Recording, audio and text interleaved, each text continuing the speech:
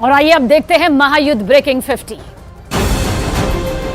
Gaza पट्टी में जबरदस्त गोलीबारी के बीच इजरायल की सेना ने लेबनान के कट्टरपंथी संगठन हिजबुल्लाह के लड़ाकों से सीधा मोर्चा लेना शुरू कर दिया है, जिससे इजरायल और हिजबुल्लाह के बीच सीधी लड़ाई के हालात बन गए। क्योंकि इजरायल की वायुसेना ने हिजबुल्लाह के लड़ाकों को दक्षिणी लेबनान में घुसकर मारा और सबूत के तौर पर एयर स्ट्राइक का वीडियो जारी किया, जिसमें पहले एक ठिकाना उड़ा, फिर दूसरा और फिर तीसरा, जिसके बाद यह सिलसिला यूं ही चलता रहा और दक्षिणी लेबनान में हिजबुल्लाह के ठिकाने एक एक कर राख के ढेर में बदलते रहे। यही नहीं, इजरायल ने एक दूसरा वीडियो भी जारी किया जिसमें उसने कुछ लोगों को टारगेट किया और फिर उन पर बम गिरा दिया। वीडियो में जिन लोगों पर बमबारी की गई वो यहां वहां भागते भी दिखे, लेकिन आखिरकार उन्हें इजरायल ने खत्म कर दिया और जानकारी दी कि उसने यह ऑपरेशन दक्षिणी लेबनान के शुशन इलाके में किया, जहां से हिजबुल्लाह के लड़ाकों ने इजरायल की सेना पर गोले दागे थे, जिसका बदला लेने के लिए इजरायल दक्षिणी लेबनान में घुस गया। ये नहीं, हिजबुल्लाह ने उसके 2 लड़ाकों की मौत की पुष्टि भी की, जिसके बाद इजरायल का उत्तरी और लेबनान का दक्षिणी हिस्सा जंग के मैदान में बदलने लगा, क्योंकि इजरायल की सेना के ऑपरेशन के बाद हिजबुल्लाह ने भी पलटवार किया और खबर आई कि उसने उत्तरी इजरायल में फिर से मिसाइलें दागी, जिसके बाद उत्तरी इजरायल के कई इलाके धुआं धुआं हो गए, क्योंकि वहां 1-2 नहीं बल्कि 10 मिसाइलें गिरी, जिन्हें दक्षिणी लेबनान में बैठे हिजबुल्लाह के लड़ाकों ने दागा। जिसके बाद इजरायल की सेना उत्तरी इजरायल में एक्टिव हो गई। उसके हेलीकॉप्टर सीमा पर निगरानी करते दिखे, जबकि एक दिन पहले ही उसने फरमान जारी किया था कि इजरायल का लेबनान की सीमा से लगने वाला 5 किलोमीटर तक का इलाका खाली किया जाएगा, क्योंकि उत्तरी इजरायल के मेतुला, बेतशेयान, स्फा और तिबेरिया समेत 28 इलाकों पर मिसाइल गिरने का खतरा मंडरा रहा है, क्योंकि हिजबुल्लाह का टारगेट यही इलाके हैं। लेबनान के सबसे करीब मौजूद इजरायल के शहर मेतुला को तो छावनी में बदल दिया गया, जहां लोगों के रहने पर बैन लग गया है, क्योंकि गाजा के अल अहली अस्पताल पर रॉकेट गिरने के बाद हिजबुल्लाह पहले से ज्यादा आक्रामक हुआ। एक दिन पहले ही उसने उत्तरी इजरायल में हमला किया था और उसका मरकबा टैंक उड़ा दिया था, जिसमें इजरायल के एक सैनिक की मौत हो गई थी। क्योंकि हमास के साथ खड़े हिजबुल्लाह को जैसे ही गाजा के अल अहली अस्पताल पर रॉकेट गिरने की खबर मिली, वो इजरायल पर भड़क गया, क्योंकि हमास और फिलिस्तीन ने हमले के लिए इजरायल को जिम्मेदार ठहराया। यानी अस्पताल पर रॉकेट गिरने के मामले ने उत्तरी इजरायल में छिड़ी जंग की आग में घी डाल दिया और उत्तरी इजरायल में हिजबुल्लाह के हमले तेज हो गए। इजरायली सेना के मुताबिक लेबनान सीमा के पास के उसके रोश हनिका इलाके में एंटी टैंक मिसाइलें दागी गईं। यानी अल अहली अस्पताल पर रॉकेट गिरने के बाद उत्तरी इजरायल सुलग उठा और इजरायल के 5 सैनिकों की मौत हो गई, जबकि इजरायल की जवाबी कार्रवाई में हिजबुल्लाह के 13 लड़ाकों की मौत हुई, जिनमें 2 की मौत की खुद हिजबुल्लाह ने पुष्टि की। इस बीच इजरायल से लोहा लेने को तैयार हिजबुल्लाह ने केवल सीमा पर ही नहीं बल्कि लेबनान के अंदर भी इजरायल और उसके दोस्त अमेरिका के खिलाफ मोर्चा खोल दिया। लेबनान की राजधानी बेरूत में तो उसके समर्थक हिंसा पर उतारू हो गए और उन्होंने इतना उत्पात मचाया कि लेबनान की सेना को सड़कों पर उतरना पड़ा। लेकिन हिजबुल्लाह समर्थकों को रोकना उसके लिए मुश्किल हो गया, क्योंकि प्रदर्शन करने वालों ने सेना पर फायरिंग तक कर डाली। हमास का साथ देने और इजरायल के खिलाफ गुस्सा दिखाने के लिए ये लोग बेरूत में अमेरिका के दूतावास के बाहर इकट्ठा हुए और देखते ही देखते हिंसा शुरू हो गई, क्योंकि ये लोग सेना से ही भिड़ गए। मारपीट तक की नौबत आ गई और बेरूत की सड़क जंग के मैदान जैसी लगने लगी। हिजबुल्लाह समर्थकों ने मांग की कि बॉर्डर खोल दिया जाए, क्योंकि वो इजरायल में घुसकर गाजा के लोगों का बदला लेना चाहते हैं। लेकिन नारेबाजी से शुरू हुआ प्रदर्शन देखते ही देखते हिंसक हो गया, क्योंकि लेबनान में मौजूद शिया संगठन हिजबुल्लाह इजरायल और अमेरिका के खिलाफ आग उगल रहा है, जबकि अमेरिका ने इजरायल को हिजबुल्लाह से न भिड़ने की सलाह दी। इजरायल की मीडिया ने दावा किया कि बाइडेन ने नेतन्याहू को उत्तरी इजरायल में फूंक फूंक कर कदम रखने की सलाह दी, क्योंकि उत्तरी इजरायल में इजरायल की एक गलती जंग को न्योता दे सकती है। यानी हिजबुल्लाह से जंग लड़ने पर उतारू इजरायल को उसी के दोस्त अमेरिका ने आगाह किया और नसीहत दी कि वो उत्तरी इजरायल में कोई गलती न करे, क्योंकि इजरायल के मीडिया ने दावा किया कि बाइडेन ने उत्तरी इजरायल में बढ़ रहे तनाव पर नेतन्याहू से बात की और उन्हें सलाह दी कि हिजबुल्लाह की गोलीबारी पर इजरायल की सेना संभल कर जवाब दे, क्योंकि लेबनान में इजरायल की एक गलती बहुत बड़े युद्ध का कारण बन सकती है।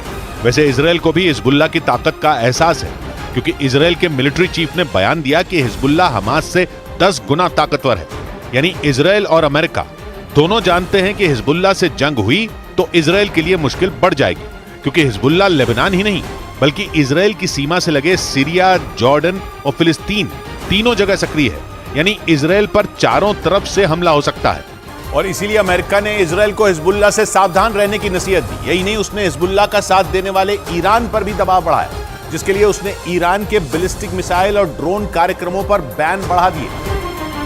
जिसके लिए उसने ईरान, चीन और वेनेजुएला की 8 कंपनियों को टारगेट किया। यही नहीं, उसने ईरान की मदद करने वाले 11 लोगों पर प्रतिबंध लगाए, क्योंकि ये सभी ईरान के बैलिस्टिक मिसाइल और ड्रोन कार्यक्रमों में मदद कर रहे थे। अमेरिका ने ईरान पर ऐसे समय में बैन बढ़ाए जब 2015 से ईरान के बैलिस्टिक मिसाइल कार्यक्रम पर लगे संयुक्त राष्ट्र के प्रतिबंध खत्म किए गए। लेकिन अमेरिका, जर्मनी और ब्रिटेन जैसे देशों से ईरान को राहत नहीं मिली, क्योंकि ईरान के पास ऐसी मिसाइलें और ड्रोन हैं जो इजराइल और अमेरिका की टेंशन बढ़ा सकते हैं। क्योंकि ईरान के खतरनाक ड्रोन का ट्रेलर यूक्रेन जंग में दिख चुका है। जंग के दौरान ईरान पर अपने आत्मघाती ड्रोन रूस की फौज को देने का आरोप लगा था और कहा गया कि रूस ने कीव में ईरान के शाहिद 136 से तबाही मचाई थी, क्योंकि ईरान का यह ड्रोन आत्मघाती है। इसके अलावा भी ईरान के पास कई आत्मघाती ड्रोन हैं, जिनमें 200 की तो उसने परेड भी करवाई थी। और यही नहीं, ईरान पर हिजबुल्लाह को ड्रोन देने का आरोप लगा है, जिनसे वो उत्तरी इजराइल में उत्पात मचा सकता है, क्योंकि ईरान ने हिजबुल्लाह को भी मिसाइलें दी हैं और माना जाता है कि उन्हीं के दम पर उसकी मिसाइलों की संख्या 1.5 लाख से ज्यादा हो चुकी है। और अब तो उसके जखीरे में ड्रोन भी आ चुके हैं, जो पश्चिम एशिया में अरब देशों से घिरे इजराइल के लिए बहुत बड़ा खतरा बन सकते हैं। क्योंकि अमेरिका और इजराइल से बदला लेने पर आमादा ईरान हिजबुल्लाह को जंग में घसीटने पर उतारू हुआ है। यही नहीं, ईरान हमास के साथ भी खड़ा है और इजराइल और हमास की जंग की आग में घी डाल रहा है। लेकिन ईरान जानता है कि हिजबुल्लाह की ताकत हमास से ज्यादा है। यही नहीं, उसे बनाने वाला भी ईरान ही है, क्योंकि उसे 1980 में इस्लामी क्रांति को पश्चिम एशिया में फैलाने के लिए हिजबुल्लाह जैसे संगठन की जरूरत थी, जिसे ईरान ने अपने दुश्मनों के खिलाफ मनमाने तरीके से इस्तेमाल किया। पहले वो लेबनान की सुन्नी सरकार से भिड़े, फिर सीरिया, इराक, जॉर्डन और फिलिस्तीन जैसे देशों में अमेरिका और इजराइल के खिलाफ लड़े, क्योंकि ये शिया संगठन धीरे धीरे कट्टरपंथी संगठन के तौर पर अपनी पैठ बढ़ाता गया। हालांकि अमेरिका और उसके कई दोस्तों ने इसे आतंकी संगठन का दर्जा दिया और अब ईरान हिजबुल्लाह को जंग में घसीटने पर उतारू है, क्योंकि वो लगातार इजराइल को जंग के कई मोर्चे खुलने की धमकी दे रहा है। और इसीलिए ईरान ने इजराइल के अंत की भविष्यवाणी कर दी। ईरान ने 2 टूक कह दिया कि अगर इजराइल ने गाजा पट्टी पर आसमान से बमों की बारिश नहीं रोकी तो आने वाले वक्त में इजराइल दुनिया के नक्शे से मिट जाएगा। क्योंकि ईरान का दावा है कि गाजा पट्टी में मौजूद अस्पताल पर हुए हमले के बाद तमाम अरब और मुस्लिम देश इससे बुरी तरह चिढ़े हुए हैं, जो गाजा पट्टी पर हमले रोकने के लिए लगातार इजराइल पर दबाव बनाने के साथ उस पर पलटवार करने की धमकी तक दे रहे हैं। इसी वजह से ईरान ये दावा कर रहा है कि अगर इजराइल ने हमास के खिलाफ हमले नहीं रोके तो उसके खिलाफ अरब और मुस्लिम देश जंग का बिगुल बजा देंगे, और अगर ऐसा हुआ तो फिर इजराइल को दुनिया की कोई भी ताकत खत्म होने से नहीं बचा पाएगी। पायान रजीम सहियोनिस्ती आगाज ख्वाहद शुद। गाजा पट्टी में मौजूद अल अहली अस्पताल पर हुए हमले के विरोध में ईरान की राजधानी तेहरान में जोरदार प्रदर्शन हुए। वहां से आई तस्वीरों में बड़ी संख्या में लोग शहर की सड़कों पर उतरकर इजराइल के खिलाफ प्रदर्शन करते नजर आए। और उसी विरोध प्रदर्शन के दौरान भाषण देते हुए ईरान के राष्ट्रपति इब्राहिम रईसी ने इजराइल के दोस्त अमेरिका को खुली चुनौती दे दी। उन्होंने ये दावा किया कि अगर मुस्लिम देशों ने जंग का ऐलान कर दिया तो इजराइल को खत्म होने से अमेरिका भी नहीं बचा पाएगा। और ये साफ कर दिया कि हमास के साथ चल रही इस जंग में इजराइल का खात्मा होकर ही रहेगा, जबकि इजराइल खुद एक ताकतवर मुल्क है, ऊपर से वो अमेरिका का जिगरी दोस्त भी है। यही नहीं, हमास के हमले के बाद अमेरिका इजराइल की मदद के लिए भूमध्य सागर में 3 ताकतवर युद्धपोत तक तैनात कर चुका है। इसके अलावा लगातार अमेरिका से हथियारों से भरे विमान इजराइल भी पहुंच रहे हैं। और इसी वजह से ईरान ने अमेरिका के राष्ट्रपति बाइडेन को हत्यारा तक बता दिया, क्योंकि उसका आरोप है कि अमेरिका से मिले ताकतवर और घातक हथियारों का इस्तेमाल इजराइल गाजा पट्टी को तबाह करने के लिए कर रहा है, जिससे वहां हजारों की संख्या में लोग मारे जा रहे हैं। ईरान का यह भी आरोप है कि अमेरिका इजराइल की मदद करके जंग की आग में घी डालने का काम कर रहा है। और इसे रोका नहीं गया तो ये आने वाले वक्त में पूरी दुनिया में फैल जाएगी, जिसके बाद ऐसी तबाही मच सकती है जिसे रोक पाना किसी के लिए भी मुमकिन नहीं होगा।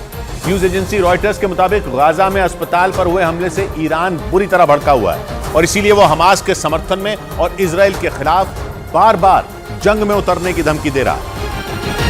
क्योंकि 17 अक्टूबर को गाजा पट्टी में मौजूद अल अहली अस्पताल पर हुए हमले से वो बुरी तरह बौखलाया हुआ है। उसका आरोप है कि इजराइल हमास को खत्म करने के नाम पर गाजा पट्टी में मौजूद फिलिस्तीन के बेगुनाह नागरिकों को निशाना बना रहा है। न्यूज एजेंसी रॉयटर्स के मुताबिक गाजा के अस्पताल पर हुए हमले से भड़के ईरान ने इजराइल को एक बार फिर जंग में उतरने की धमकी दे दी और उसने साफ कर दिया कि अगर इजराइल ने गाजा पट्टी पर बमबारी नहीं रोकी तो वो भी जंग में शामिल हो जाएगा, जिससे इजराइल में भयानक तबाही मच सकती है। मतलब ईरान ने इजराइल को सीधी और खुली धमकी दे दी कि वो किसी भी सूरत में गाजा पर हमले बर्दाश्त नहीं करेगा, क्योंकि पिछले 13 दिन से जारी इस जंग में गाजा पट्टी पर यह सबसे बड़ा अटैक माना जा रहा है। और इसीलिए ईरान ने तीसरे विश्व युद्ध की धमकी तक दे दी, क्योंकि इस जंग में न तो हमास हार मानने के लिए तैयार है, न ही इजराइल पीछे हटने के लिए राजी है। और हर गुजरते दिन के साथ ये जंग भीषण और भयानक होती जा रही है।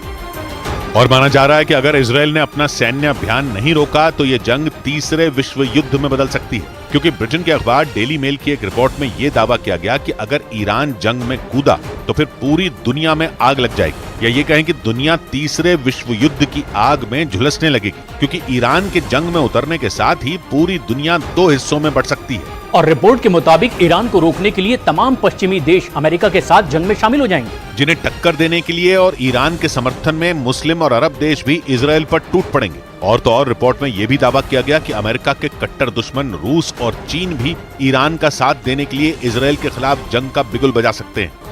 मतलब ईरान के युद्ध में उतरते ही पूरी दुनिया जंग के मैदान में बदल सकती है। और माना जा रहा है कि ईरान लेबनान के चरमपंथी संगठन हिजबुल्ला को जंग में उतारने की पूरी तैयारी कर चुका है, इसीलिए वो बार बार इजराइल को हिजबुल्ला का डर दिखा रहा है। क्योंकि दावा किया जा रहा है कि ईरान का इशारा मिलते ही हिजबुल्ला इजराइल के खिलाफ जंग में शामिल हो जाएगा। उसका दावा है कि अगर हिजबुल्ला ने जंग का मोर्चा खोला तो फिर इजराइल में भूकंप आ जाएगा और वहां ऐसी तबाही मचेगी जिसे इजराइल तो क्या अमेरिका भी रोक नहीं पाएगा। क्योंकि हिजबुल्ला एक ऐसा चरमपंथी संगठन है जिसकी ताकत हमास से कई गुना ज्यादा है।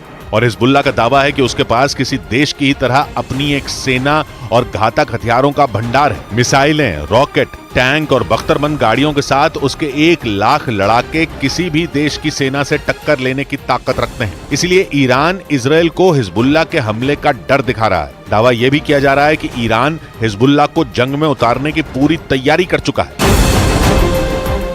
इजराइल के लिए सबसे बड़ा खतरा साबित हो सकता है, क्योंकि हिजबुल्ला न सिर्फ लेबनान में एक्टिव है बल्कि उसके ठिकाने सीरिया और जॉर्डन में भी मौजूद है। मतलब अगर यह चरमपंथी संगठन जंग में कूदा तो फिर वो लेबनान के साथ सीरिया और जॉर्डन से भी इजराइल पर हमले शुरू कर सकता है, जिससे निपटने में इजराइल को नाको चने चबाने पड़ सकते हैं, क्योंकि हिजबुल्ला के हमले के बाद उसे 4 मोर्चों पर जंग लड़नी पड़ सकती है। इस वक्त इजराइल सिर्फ फिलिस्तीन के चरमपंथी संगठन हमास के लड़ाकों से जंग लड़ रहा है, लेकिन अगर हिजबुल्ला जंग में उतरा तो इजराइल पर लेबनान, सीरिया और जॉर्डन की तरफ से भी हमले शुरू हो सकते हैं।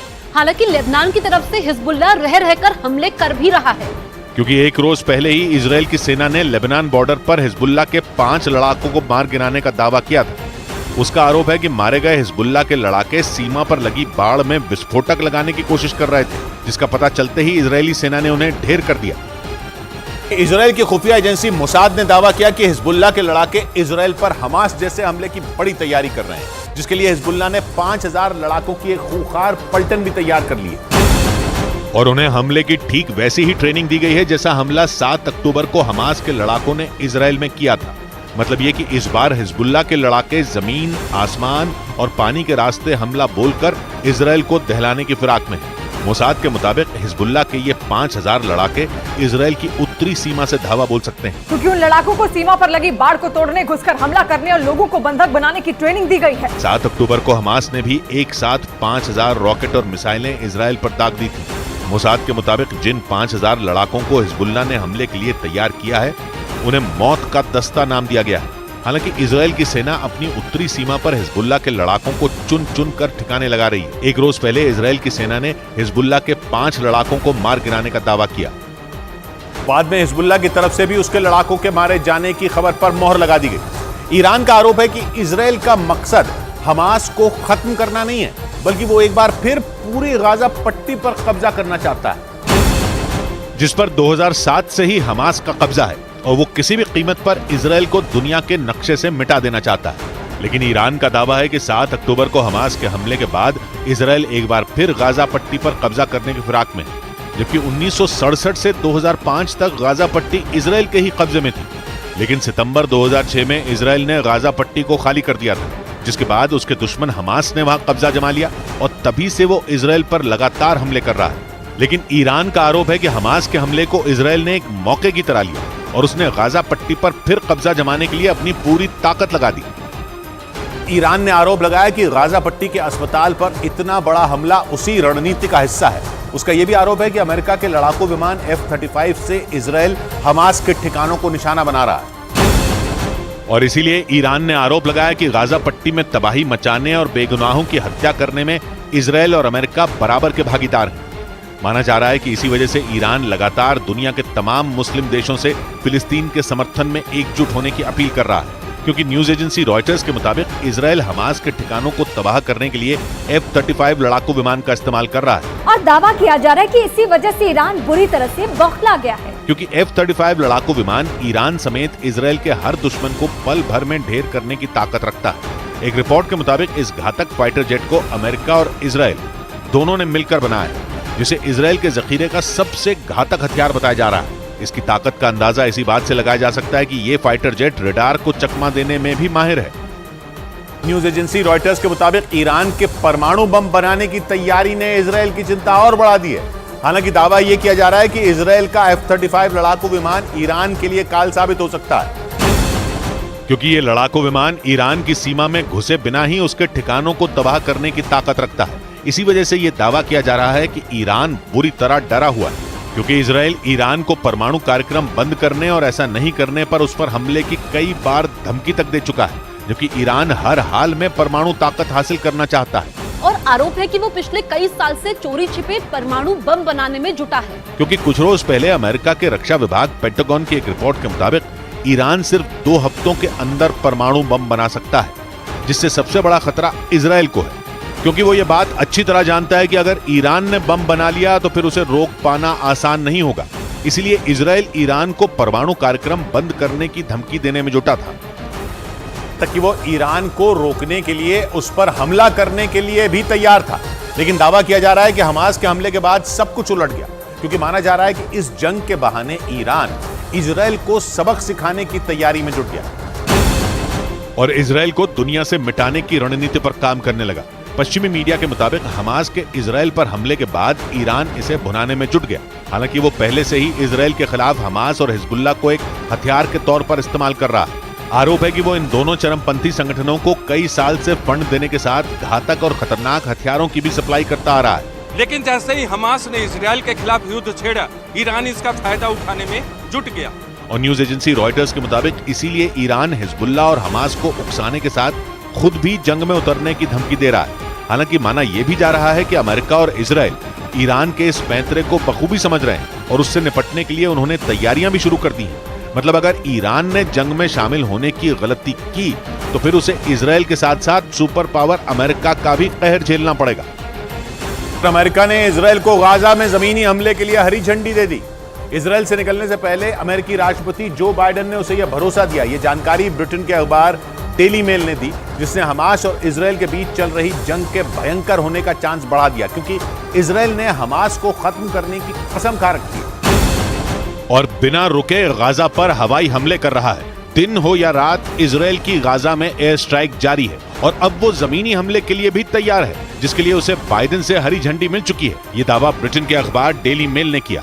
अखबार ने जानकारी दी कि इजरायल दौरे के दौरान बाइडेन ने नेतन्याहू से इस बारे में बात की और दो टूक बोल दिया कि गाजा पर जमीनी हमले के प्लान में अमेरिका इजरायल के साथ है, जिसके बाद खबर आई कि इजरायल की सेना कभी भी गाजा में घुस सकती है। और अब तो बाइडेन ने खुद इजरायल को हमास के खात्मे का ग्रीन सिग्नल दे दिया है। We will not stand by and do nothing again.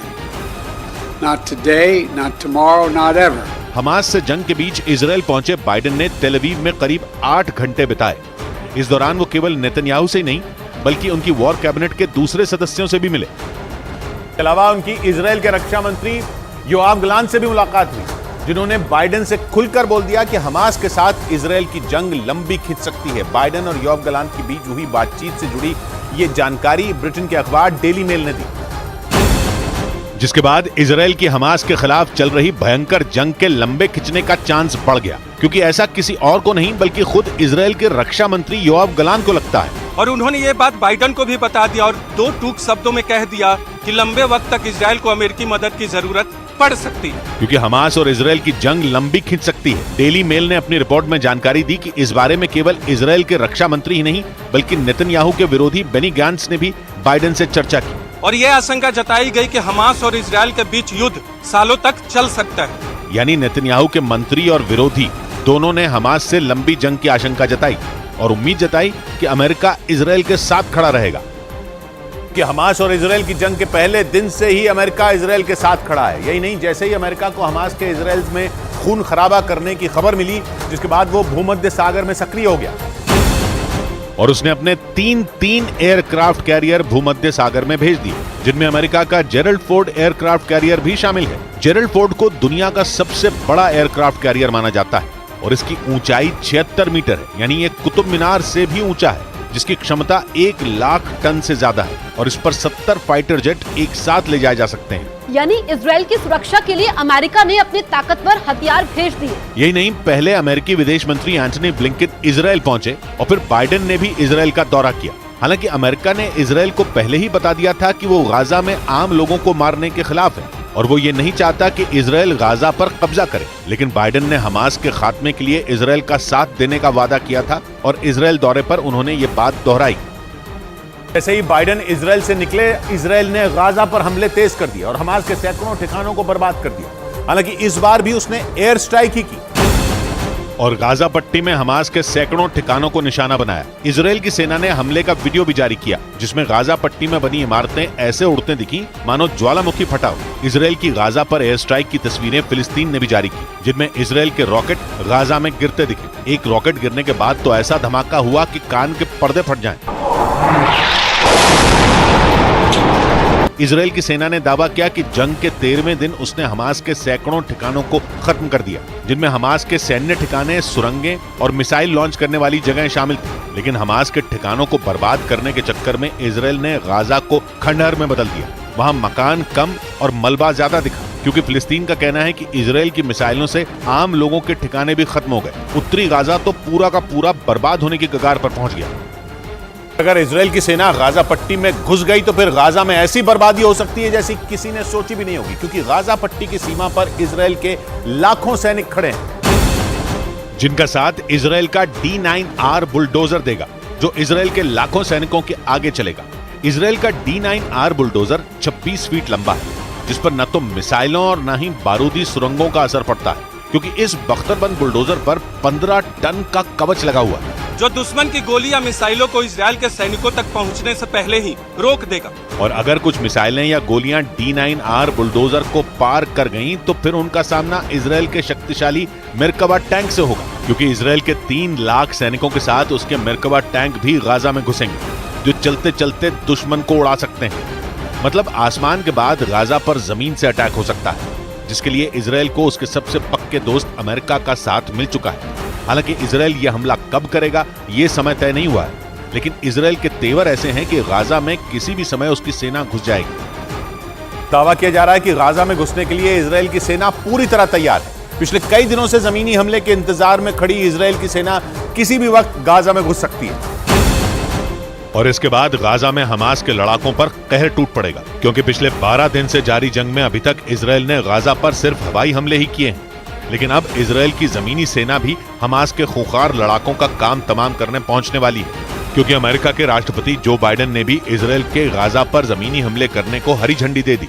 और गाजा पर हमले के लिए इजराइल की जमीनी सेना पहले से ही बॉर्डर पर तैनात है। इजराइल की सेना को अब सिर्फ नेतन्याहू के आदेश का इंतजार है, जिसके बाद हजारों इजरायली सैनिक गाजा पर जमीनी हमला कर वहां खून की नदियां बहाने को तैयार बैठे। यानी हमास और इजराइल की जंग अभी और भयंकर हो सकती है, जबकि पिछले 12 दिन में ही दोनों तरफ के 2000 से ज्यादा लोगों की मौत हो चुकी है।